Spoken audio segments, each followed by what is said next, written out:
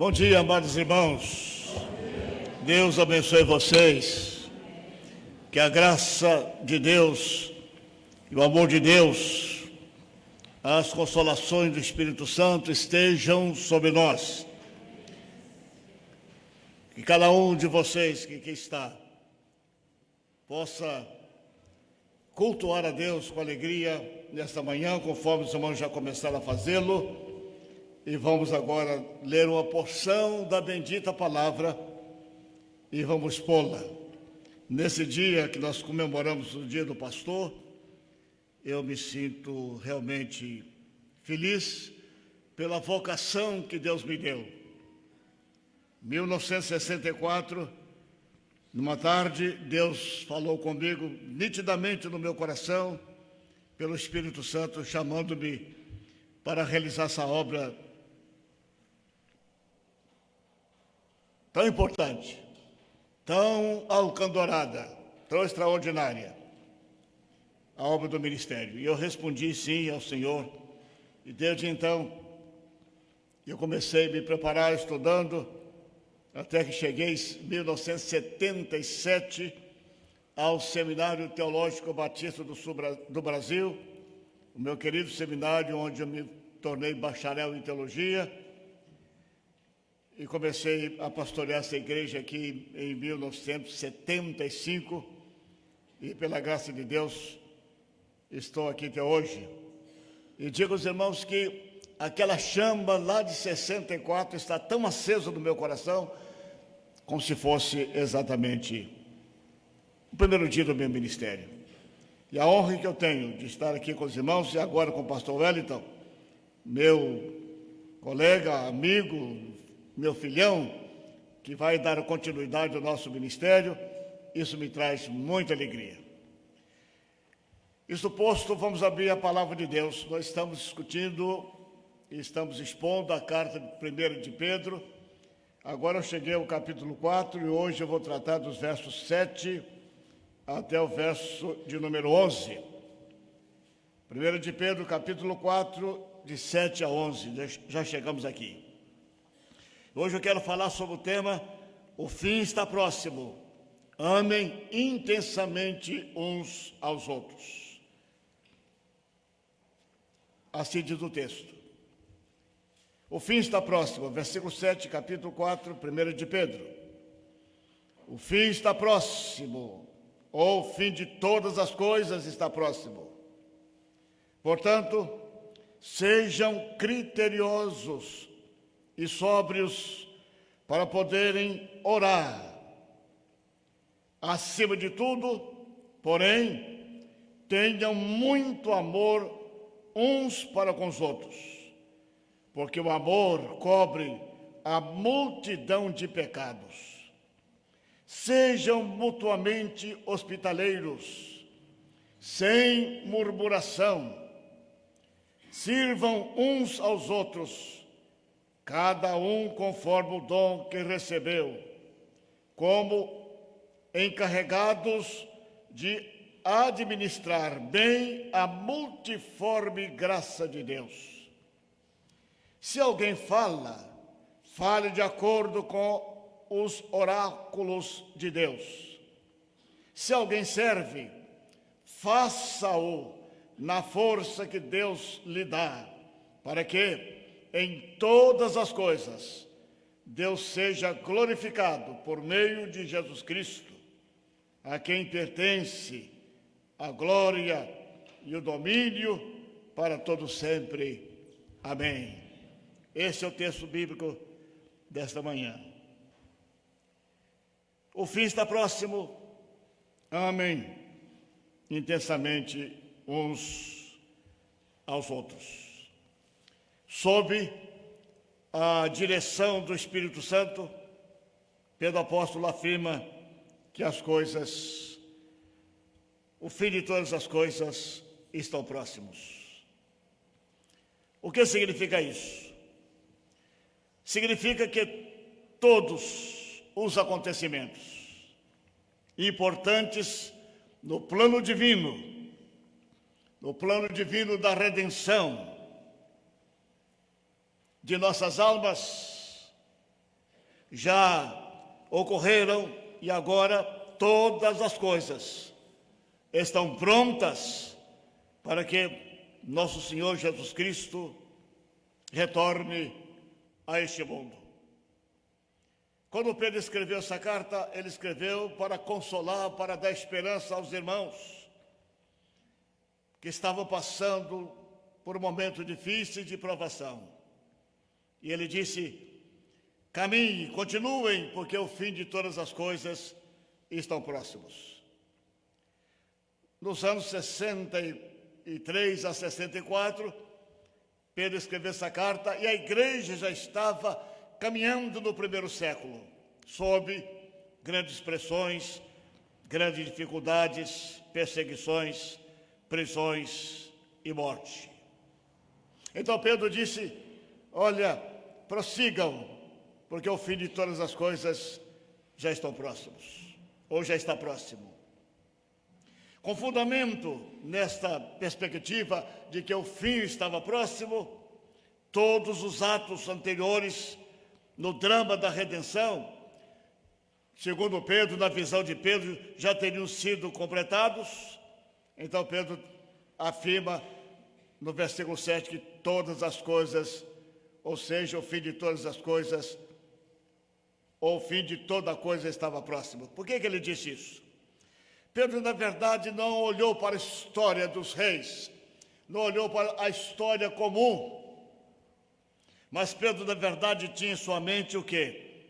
Quando ele disse que todas as coisas estavam prontas para a volta do Senhor Jesus. Naturalmente que Pedro estava aludindo, falando sobre a criação. Ele pensou sobre a queda lá no Éden, que já havia acontecido, é claro. Ele pensou naturalmente também na chamada de Abraão. Ele pensou no êxodo do Egito. Ele estava pensando no reino de Israel. Estava pensando exatamente o exílio e a volta do exílio na Babilônia. Pedro estava pensando também no nascimento de Cristo, na sua vinda, na sua vida, na sua morte e na sua ressurreição. Pedro estava pensando também na ascensão do Senhor Jesus Cristo ao céu. Estava pensando também sobre o derramamento do Espírito Santo para a formação da igreja. Todas essas coisas, a mente de Pedro levou-o a pensar que o fim de todas as coisas já estava próximo. A criação, a queda, o chamado de Abraão, o êxodo do Egito, o reino de Israel, o exílio e a volta do exílio na Babilônia, o nascimento de Cristo, sua vida, morte e ressurreição, a ascensão do Senhor Jesus ao céu, o derramamento do Espírito Santo para o estabelecimento da igreja, tudo isso já estava na mente de Pedro. Ele diz: essas coisas todas são pretéritas, são passadas, portanto, o fim já está próximo, com fundamento, com base nessa história da redenção. Amém? Os irmãos estão no contexto comigo? Sim. Por isso que ele disse: o fim de todas as coisas está próximo. Aí Pedro usa duas palavras aqui no texto muito importantes. Duas palavras muito importantes. O fim de todas as coisas está próximo, portanto, ele conclui: seja o quê? Verso 7. Seja o quê? Vitoriosos e sóbrios. O que é que Pedro está dizendo? Sejam vitoriosos. Pensem racionalmente. Analisem todos os contextos pelos quais vocês estão passando hoje. Sejam vitoriosos. Sejam inteligentes, com inteligência, com raciocínio lógico. Analisem cada situação, de tal maneira que vocês tenham um pensamento firme e constante, e através desse pensamento criterioso, julgando os fatos, trabalhando os fatos, pensando nos acontecimentos, vocês podem pensar de maneira mais profunda, lógica e perfeita sobre os acontecimentos, e aí então vocês vão julgar as coisas com sabedoria. O que Pedro está pedindo aqui é que os crentes fossem criteriosos no sentido de julgarem as coisas, pensarem racionalmente, pensarem com inteligência nos acontecimentos da época. Depois ele usa uma outra palavra aqui. Além de criteriosos, qual é a outra palavra que Pedro usa? Sóbrios. Serem criteriosos, pensem racionalmente, julguem com sabedoria, olhem para as circunstâncias, analisem os acontecimentos. Aí depois ele diz uma outra palavra importante aos crentes. Ele disse: sejam o quê? Sóbrios. Sóbrios, a palavra sóbrio aqui é muito importante. Criteriosos, já aprendemos isso, e a palavra sóbrio. Para que isso? Por que isso? Estejam com a mente de vocês absolutamente limpa. Estejam, na verdade, numa situação firme. Não estejam bêbados. Que a mente de vocês não esteja entenebrecida. Que vocês não se envolvam de tal maneira com as coisas desse presente século, desse momento em que vocês estão passando de tanto julgamento, de tanta perseguição, que vocês estejam sóbrios, que vocês estejam firmes, com a mente bem posta, com o coração cheio de graça, de contentamento, de segurança. Não estejam sóbrios, não misturem as coisas, não deixem que as circunstâncias compliquem a mente de vocês. Estejam firmes, olhando sempre para Jesus Cristo, porque o tempo está próximo. Amém? Os irmãos compreenderam a palavra criteriosos e a palavra sóbrio aqui? Sim ou não? Criteriosos para julgar de maneira correta. Sóbrios para estarem com a mente pronta, não entenebrecida, de tal maneira que as circunstâncias não atrapalhassem a vida cristã, a vida espiritual. Notadamente, veja os irmãos que no final do versículo ele diz: para que vocês possam estar prontos para o quê? Prontos para quê, gente? Prontos para orar. Se a minha mente está entenebrecida, se eu não julgo as questões criteriosamente, com sabedoria, com inteligência, eu vou misturar as coisas. Aí eu vou passar por um momento de conturbação e não vou poder orar direito. Isso que Pedro está dizendo aos seus leitores. Ou melhor, foi isso que ele disse aos seus leitores: sejam criteriosos, sejam inteligentes, julguem as coisas com inteligência, com sabedoria, e que a mente de vocês esteja, as mentes de vocês estejam prontas, estejam sóbrias, estejam sadias. A palavra sóbria aqui, na verdade, a palavra grega é, de fato, que a mente de vocês esteja o quê? Sadias. Que a mente de vocês não estejam entenebrecidas. E aí, com sobriedade e com critérios, vocês podem julgar todas as coisas. Aí, então, vocês estão prontos para orarem corretamente a respeito dessas circunstâncias. Amados irmãos, se nós abrirmos o jornal hoje, ou se você abrir o seu celular hoje, e for lá no YouTube, ou lá no Facebook, ou lá no Instagram, qualquer outra plataforma, nós veremos uma enxurrada de informações que vão entenebrecer a nossa mente. Sim ou não? Aí Pedro disse: não permitam que essas coisas entenebreçam a mente de vocês. Estejam com as mentes limpas, estejam com o coração limpo, com a mente inteligentemente limpa, capaz de tal maneira que vocês saibam ler e interpretar essa situação, de tal maneira que vocês possam orar com firmeza e não sejam envolvidos por essas coisas. Amém? Hoje é a mesma coisa, tantas informações. informações dolorosas. Aconteceu isso, alguém foi preso.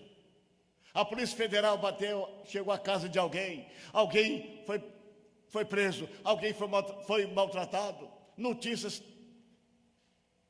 completamente que nos trazem dificuldades.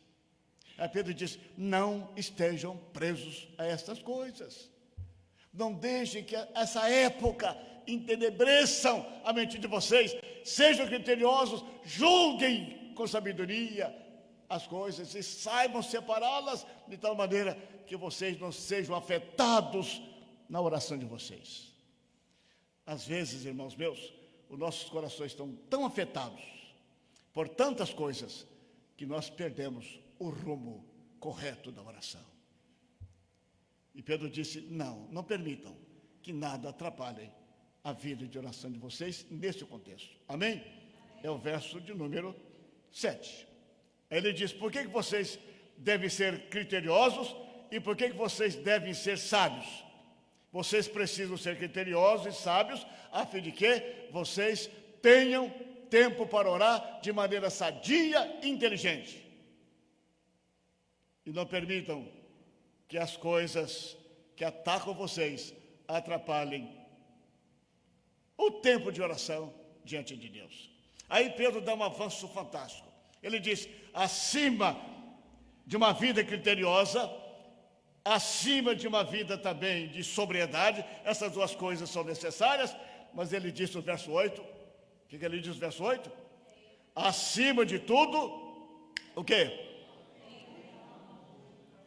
Verso 8. Acima de tudo, porém, tenha muito amor uns para com os outros. Olha que coisa. Olha que coisa fantástica. Acima de tudo, porém, tenham muito amor uns para com os outros. Vou ficar na parte A do versículo. Presta atenção no detalhe. Aqui há uma coisa importante.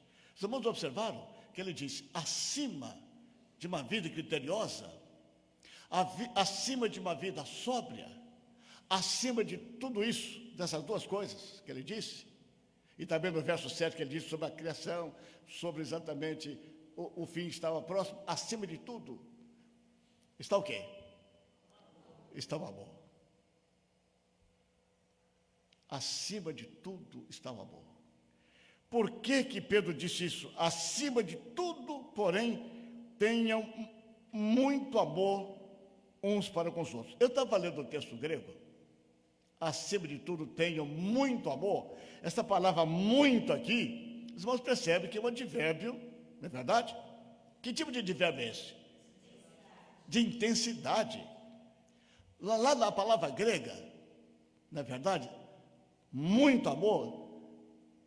A palavra é exatamente essa, que vocês tenham um amor fervoroso, um amor quente, um amor profundo.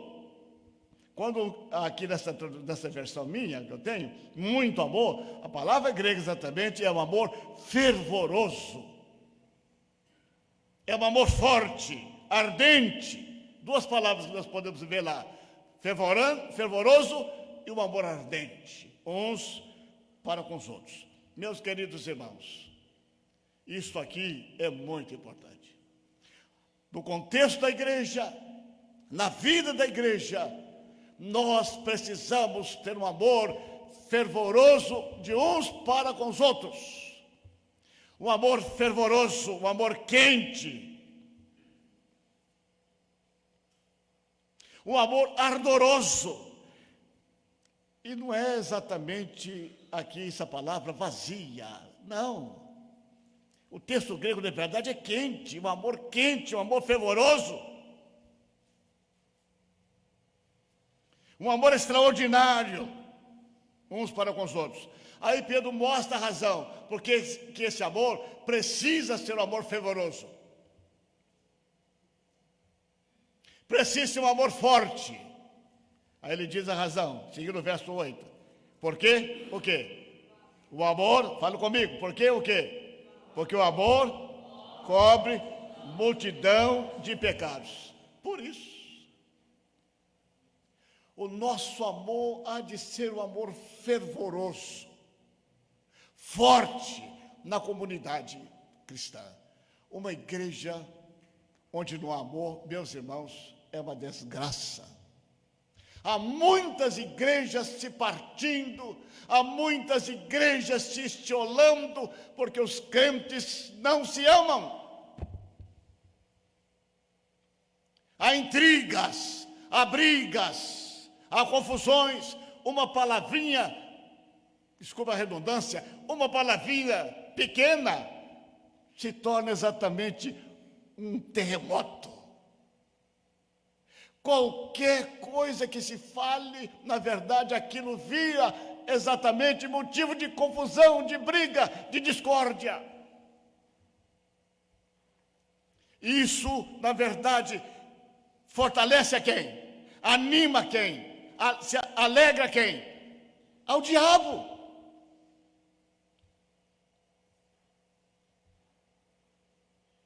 A nossa falta de amor, a nossa falta de um amor intenso na igreja, irmãos para com irmãos, nós alegramos, sabe quem? O inimigo de nossas almas, porque as coisas pequenas e as coisas grandes que são feitas no contexto da igreja, e aí de repente nós pegamos aquilo e começamos uma fofoca, começamos um debate, e daqui a pouco estamos nos separando.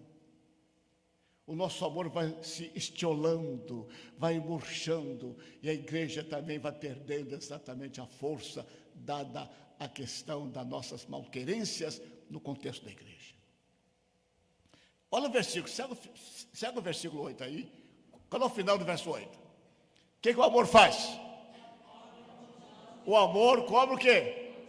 Multidões de pecados. O que é isso? Você me perguntaria. Pastor, diz o texto, porque o amor cobre o quê? Multidão de pecados. O que significa isso? Eu estava lendo, preparando esse texto, como que me tocou. E eu procurei saber, meu Deus, o que significa isso? O amor cobre multidões de pecados. O que é isso? Você já parou para pensar nisso ou não? Sim ou não? Quem já pensou sobre isso? O amor cobre multidão de pecados. Pouca gente. Então vamos aprender isso. Que o Espírito Santo nos ajude a entender isso. Nós temos que entender. O amor cobre o quê? Multidão de pecados. Interessante. Muito interessante. Deixe-me ilustrar, para que os irmãos entendam melhor isso. Os irmãos se lembram de Jacó? Sim ou não? Gente, fala comigo.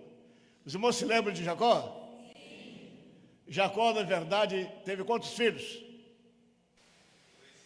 Quantos filhos, Jacó? 12 filhos. Qual o filho mais eminente, mais falado em toda a Bíblia? José. O que é que aconteceu com José? O que é que os irmãos de José fizeram com ele? Hein? Maltrataram José. Tentaram matá-lo. Mas Deus é maravilhoso. Deus é gracioso. Olha, veja os irmãos, os ismaelitas que vieram rumo exatamente ao Egito. No coração deles, eles queriam comprar um escravo. Deus pôs no coração deles comprar um escravo. Encontrou exatamente com os irmãos de José. Eles disseram: esse menino, nós queremos vendê-lo. Eles compraram o José. Levaram-no para o Egito. Os irmãos conhecem a história. Chegando lá no Egito, José foi trabalhar na casa do empregado de Faraó. A mulher de Faraó, a mulher exatamente do empregado de Faraó, engraçou-se com José, quis deitar-se com ele.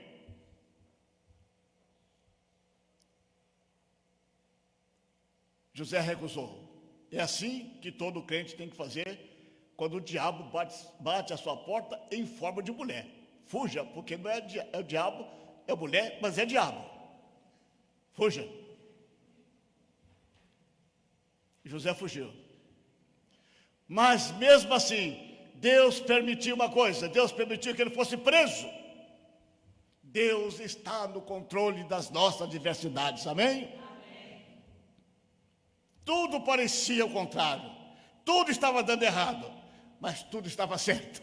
Na mente de Deus, nada dá errado. Na mente de Deus, tudo que nos acontece é para o nosso bem e para a glória dele.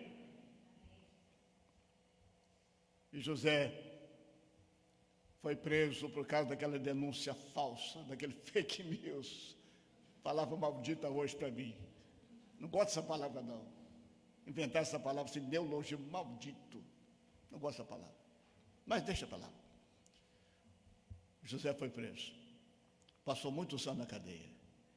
Aí vieram aqueles sonhos todos. Ele se tornou primeiro-ministro do Egito. Mais tarde, Deus permitiu fome em Canaã. Todos deviam comprar alimentos lá do Egito. Deus mandou fome em Canaã, em todas aquelas regiões, mas preservou exatamente o Egito, porque Deus tinha propósito.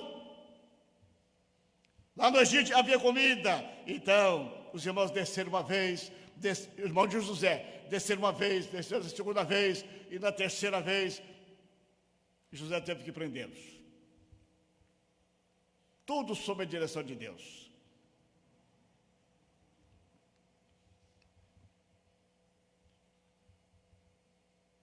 Presta atenção nos detalhes aqui, para vocês entenderem o que significa o amor que cobre a multidão de pecados.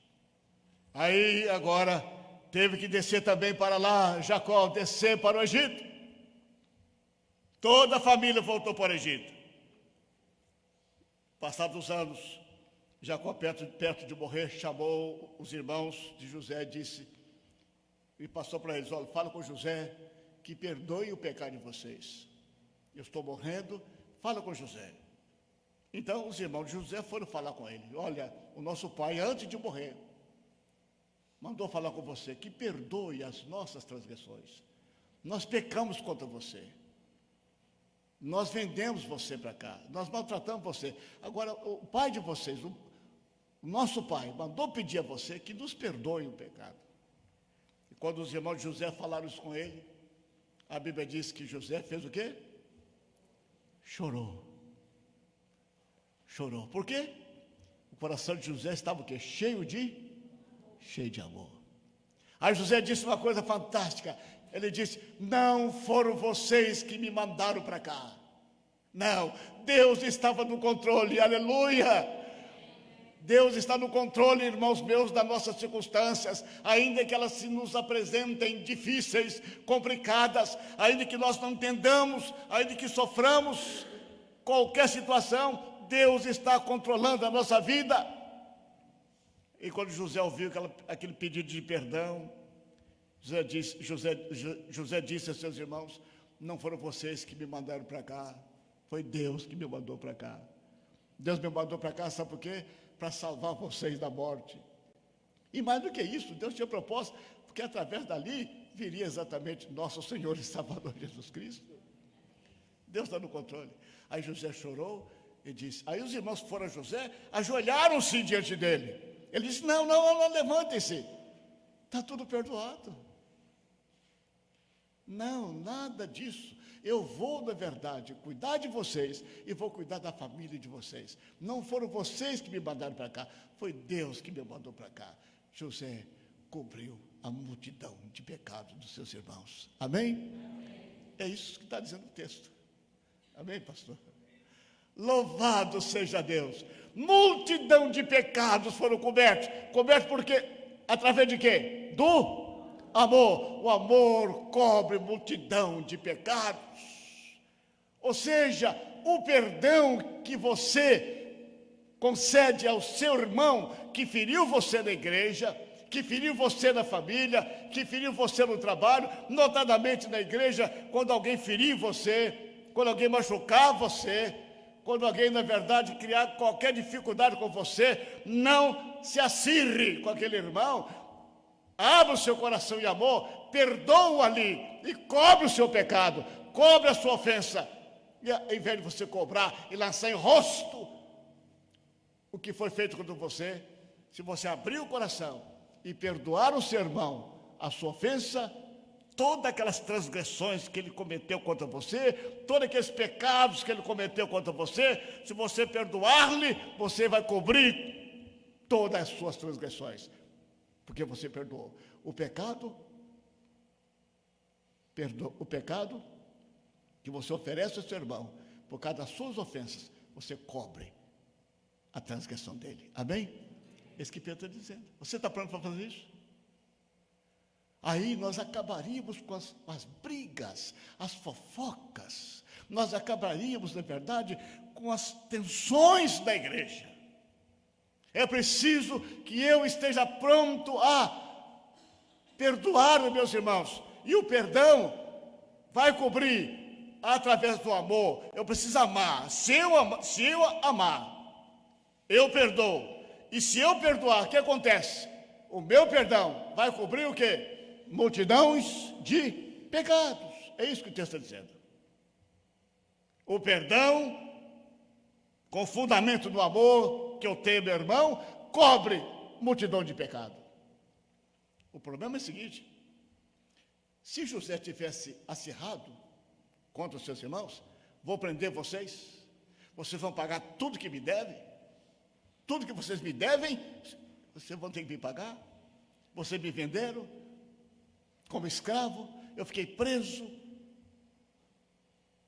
eu fui ferido, fui humilhado, agora eu vou descontar tudo. Meus irmãos, a Bíblia diz que nós não podemos dar mal por mal. Se o seu inimigo tiver fome, o que acontece? Dá de comer. Se tiver sede, dá de beber. Porque fazendo isso, você vai montar brasa viva sobre sua cabeça. Trazendo para o texto de hoje, fazendo isso, nós vamos fazer o quê? Nós vamos cobrir multidões de pecados. Amém? Entenderam essa palavra? Mais uma ilustração aqui, para os irmãos entenderem bem essa palavra, porque ela é fundamental para a nossa igreja. Vamos pensar em Jacó e vamos pensar em Esaú.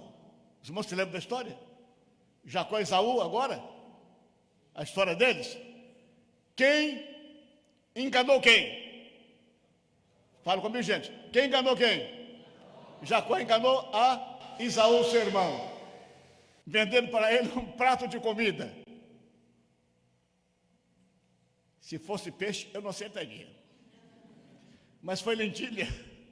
Lentilhas. Gente, vender primogenitura, o lugar de proeminência na família, ser o chefe da família, o sujeito vende isso. Que sujeito leviano. Assim fazem muitos crentes. Abrem mão da graça de Deus, voltam para o mundo, voltam para a bebedice, voltam para a vida antiga, para a prostituição, para a bebida, para fumar, para beber, voltam. É um prato de lentilha. Jacó enganou seu irmão. E por causa disso, Esaú quis matá-lo. E foi para Padã Arã, bem longe. Passou lá 20 anos. E o irmão sempre furioso. Esaú sempre furioso, sempre pensando em matar Jacó. Mas quando Jacó resolveu voltar lá de Padã Arã, depois de 20 anos, na casa do seu tio Labão, voltou, ele orou a Deus, lá no val de Jaboque, Deus encontra-se com Jacó, e ali Deus acertou as contas com Jacó. E a conta foi tão bem paga que Deus mudou o nome de Jacó para Israel. Você não é mais Jacó, você não é mais trapaceiro, você será Jacó, ou melhor, você será Israel. Deus mudou tudo. E naquela mudança, Deus também mudou o coração de Esaú. Esaú tornou-se propício ao seu irmão.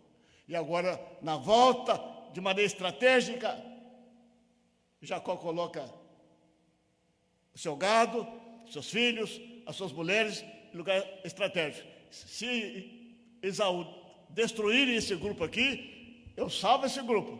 Se matar esses meninos aqui, eu tenho esses outros.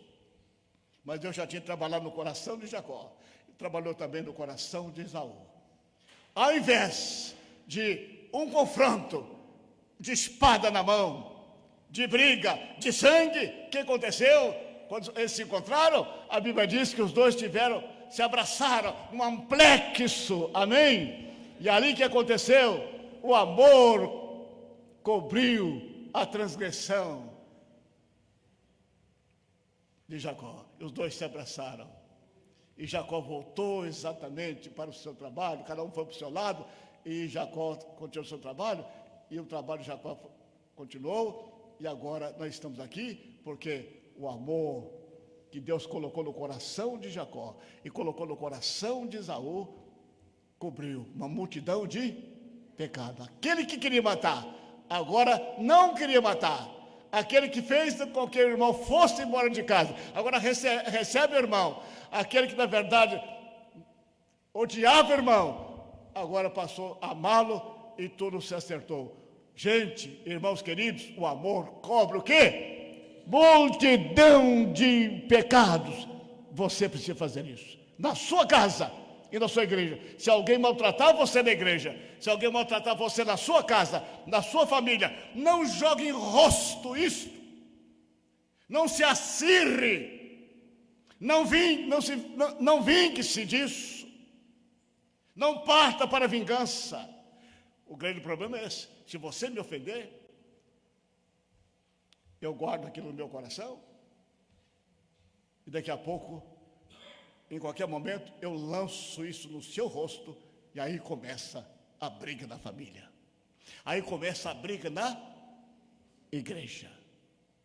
Quando você poderia ter contemporizado a situação, quando você poderia ter amado, com esse amor intenso, com esse amor fervoroso, e agora, em vez de você lançar o rosto e cobrar a dívida, você teria perdoado, coberto com seu amor, pelo perdão, aquela ofensa, e você teria evitado uma guerra na família, uma guerra na igreja.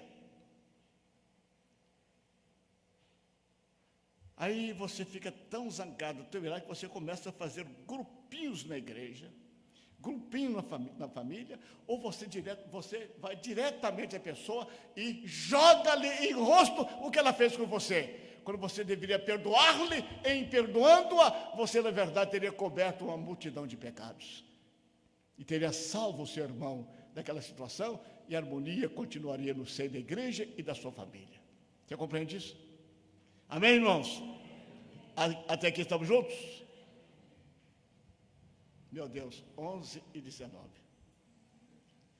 Ah, que alívio dá meu coração. Muitas famílias guardam raízes de amargura, porque alguns membros foram ofendidos. E de repente lança ao rosto da outra pessoa aquela afronta que lhe foi feita. O que acontece? Acirra tudo, e a família se divide, a família se parte. Mas o texto sagrado vem para nos dizer: acima de tudo esteja o amor, porque o amor cobre o quê? Multidões de pecados.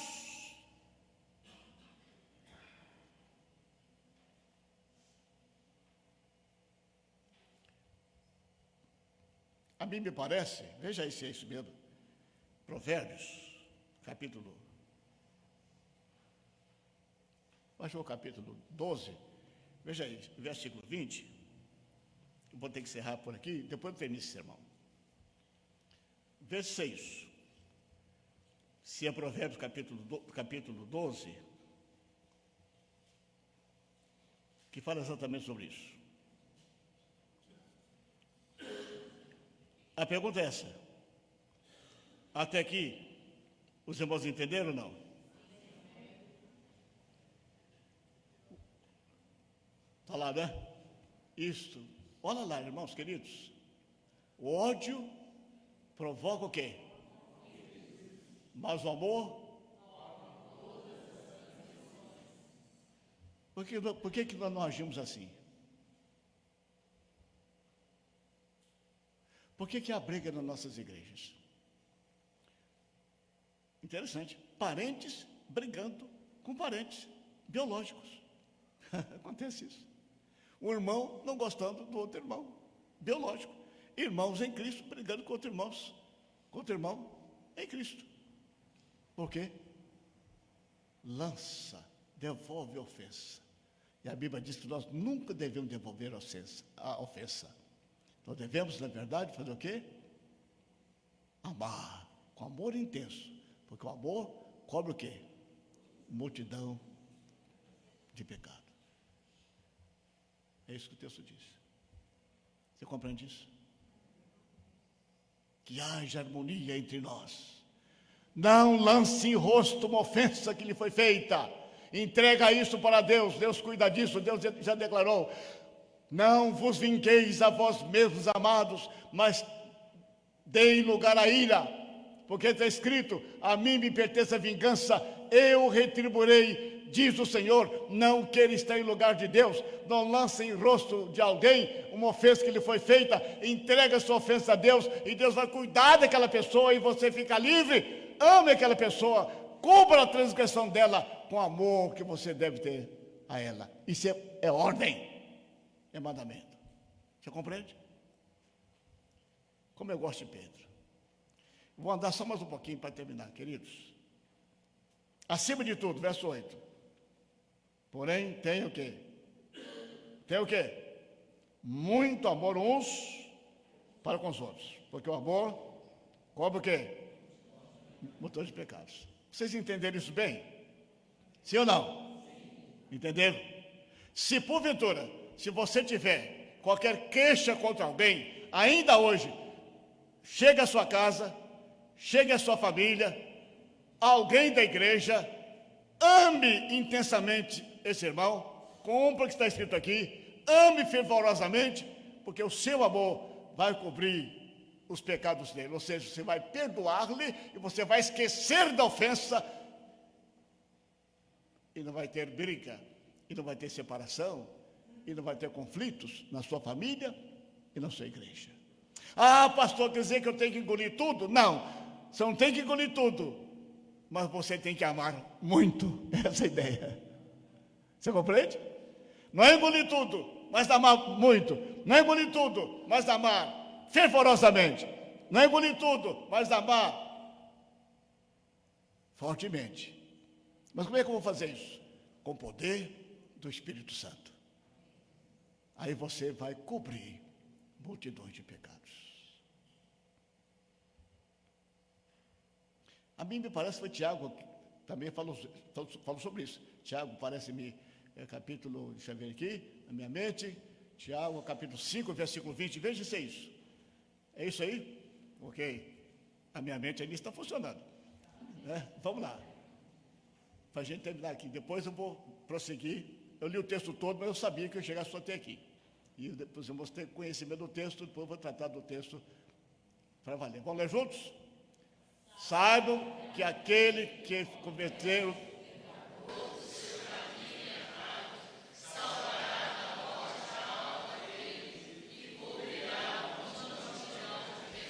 mais uma vez, você pode, pelo amor de Deus, pelo poder do Espírito Santo, pela graça de Deus, você pode cobrir o pecado do seu irmão.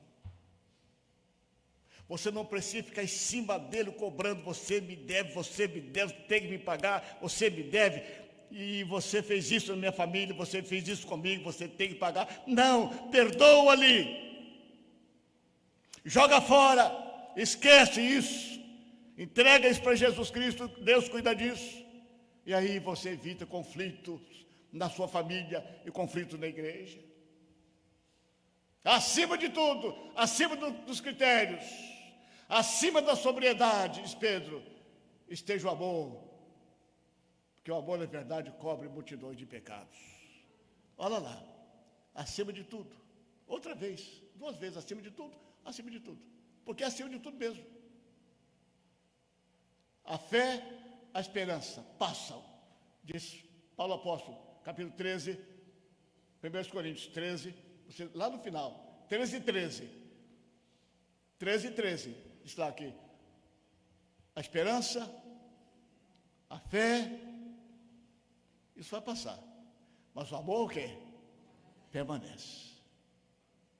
Na igreja, nós temos que viver no contexto de amor, porque Deus nos amou primeiro. Qualquer coisa que alguém faça contra mim, qualquer crítica, qualquer desprezo, qualquer ofensa, o que eu tenho que fazer? Amar essa pessoa. Mas, pastor, amar ainda quando sou ofendido? Ora, Cristo Jesus fez isso. Cuspiram-lhe a face, deram-lhe bofetadas, puseram cravos nas suas mãos, coroa de espinho na sua cabeça, desprezaram-no. E da cruz ele disse: Pai, perdoa-lhes porque não sabem o que fazem. E a Bíblia diz, capítulo 13 de João, Jesus amou e nos amou até o fim e continua nos amando, e pede que nós amemos também uns aos outros com amor ardente. Está aqui, muito amor, a palavra grega, muito ardente, forte, com força, com fervor, devemos amar. Para quê?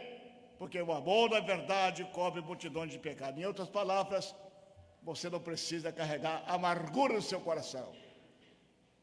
Você não precisa lançar em rosto do seu irmão a transgressão que fez contra você.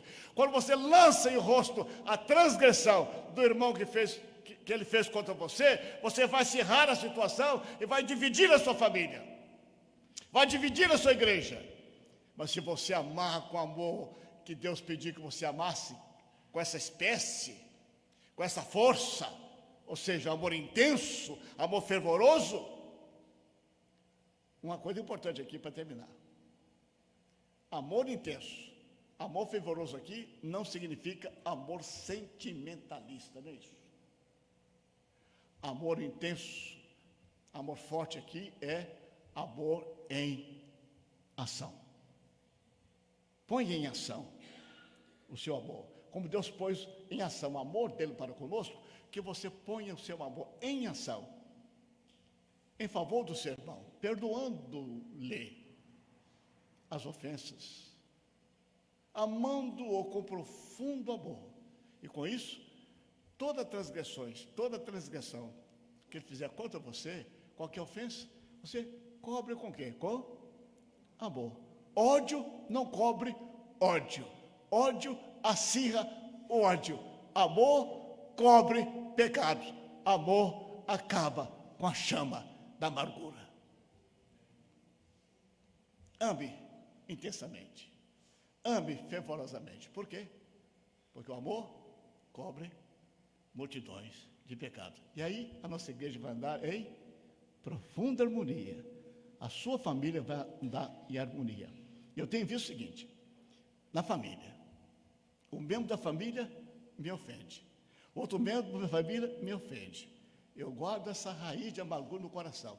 De repente, eu lanço em rosto essas ofensas e divido a família. A mesma coisa na igreja. Eu divido a igreja, eu parto a igreja, eu quebro a comunhão da igreja. Por quê?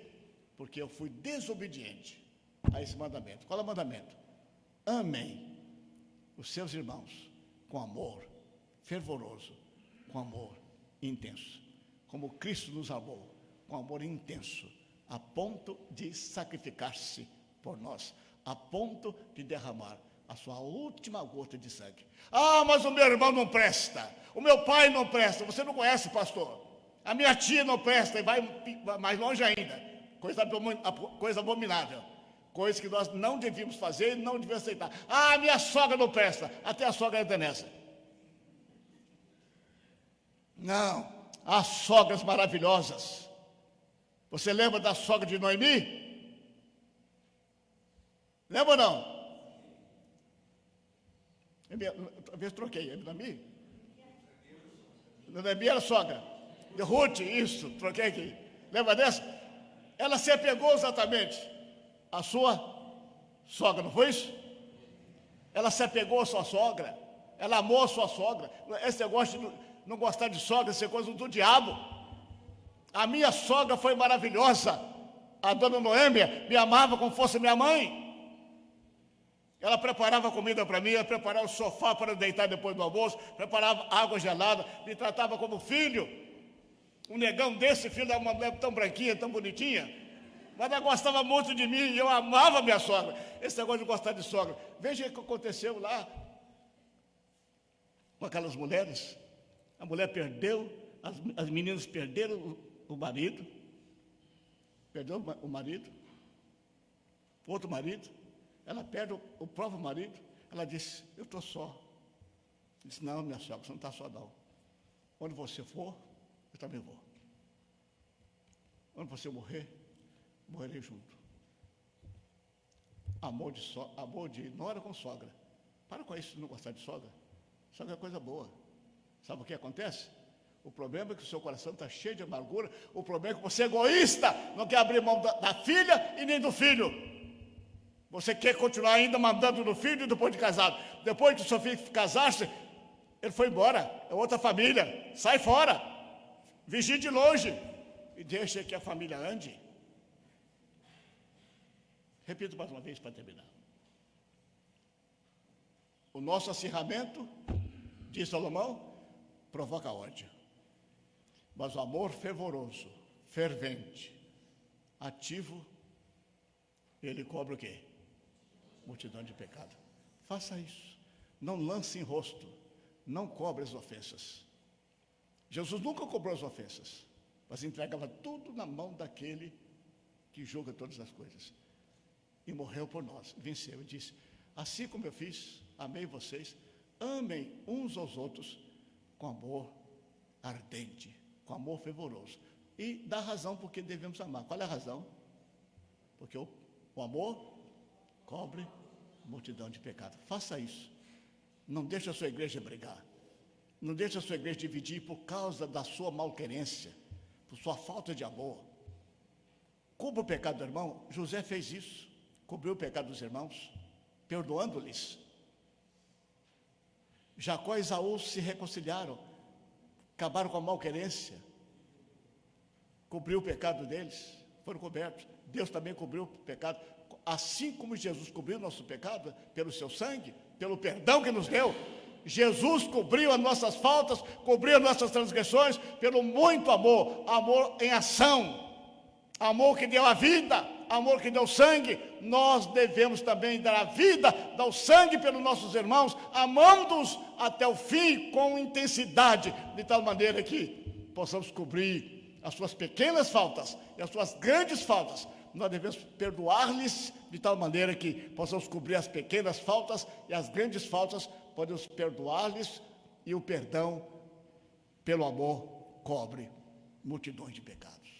Deus abençoe vocês, que nós procedamos assim, na família e na igreja, amando de maneira ardorosa, profunda, em ação, de tal maneira que nada de briga na igreja, nada de confusões na igreja, nada de partidarismo, nada de facção.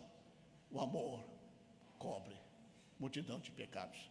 Portanto, amém, em nome de Jesus. Amém.